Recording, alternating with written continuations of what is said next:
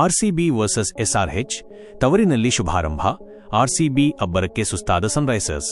ಬೆಂಗಳೂರಿನ ಎಂ ಚಿನ್ನಸ್ವಾಮಿ ಕ್ರೀಡಾಂಗಣದಲ್ಲಿ ನಡೆದ 19ನೇ ಆವೃತ್ತಿಯ ಐಪಿಎಲ್ ಉದ್ಘಾಟನಾ ಪಂದ್ಯದಲ್ಲಿ ಸನ್ರೈಸರ್ಸ್ ಹೈದರಾಬಾದ್ ತಂಡವನ್ನು ಸುಲಭವಾಗಿ ಮಣಿಸಿದ ಹಾಲಿ ಚಾಂಪಿಯನ್ ಆರ್ಸಿಬಿ ಗೆಲುವಿನ ಶುಭಾರಂಭ ಮಾಡಿದೆ.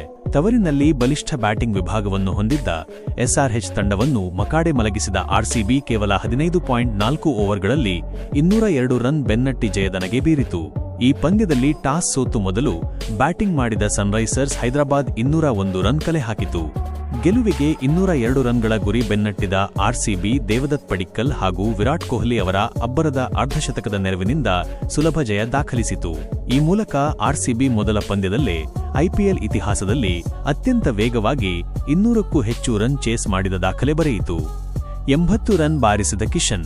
ಈ ಪಂದ್ಯದಲ್ಲಿ ಟಾಸ್ ಸೋತು ಮೊದಲು ಬ್ಯಾಟಿಂಗ್ ಮಾಡಿದ ಸನ್ರೈಸರ್ಸ್ ಹೈದರಾಬಾದ್ ತಂಡವು 20 ಓವರ್ಗಳಲ್ಲಿ 9 ವಿಕೆಟ್ಗಳಿಗೆ 201 ರನ್ ಗಳಿಸಿತು.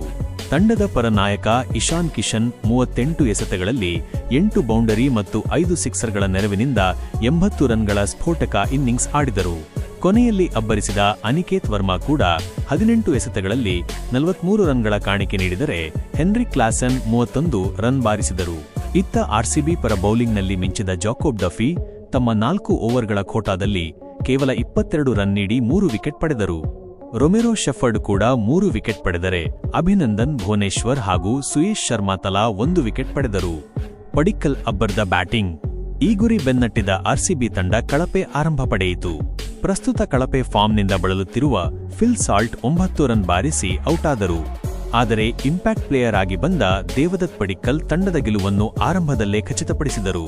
ಕೇವಲ 21 ಎಸೆತಗಳಲ್ಲಿ ತಮ್ಮ ಐಪಿಎಲ್ ವೃತ್ತಿಜೀವನದ ಅತಿ ವೇಗದ ಅರ್ಧಶತಕ ಬಾರಿಸಿದ ಪಡಿಕ್ಕಲ್ ಅಂತಿಮವಾಗಿ 26 ಎಸೆತಗಳಲ್ಲಿ 7 ಬೌಂಡರಿ ಮತ್ತು 4 ಸಿಕ್ಸರ್ಗಳ ಸಹಿತ 61 ರನ್ ಗಳಿಸಿ ಔಟಾದರು. ಅಜೇಯ 69 ರನ್ ಬಾರಿಸಿದ ಕೊಹ್ಲಿ. ಪಡಿಕ್ಕಲ್ ಔಟಾಗುವುದಕ್ಕೂ ಮುನ್ನ ವಿರಾಟ್ ಕೊಹ್ಲಿ ಜೊತೆಗೆ 2ನೇ ವಿಕೆಟ್ಗೆ ಶತಕದ ಜೊತೆಯಾಟವನ್ನು ಕಟ್ಟಿದರು. ಪಡಿಕ್ಕಲ್ ಔಟಾದ ಬಳಿಕ ತಂಡವನ್ನು ಗೆಲುವಿನತ್ತ ಮುನ್ನಡೆಸಿದ ವಿರಾಟ್ ಕೊಹ್ಲಿ 38 ಎಸೆತಗಳಲ್ಲಿ 5 ಬೌಂಡರಿ ಮತ್ತು 5 ಸಿಕ್ಸರ್ಗಳ ಸಹಿತ ಅಜೇಯ 69 ರನ್ ಬಾರಿಸಿದರು.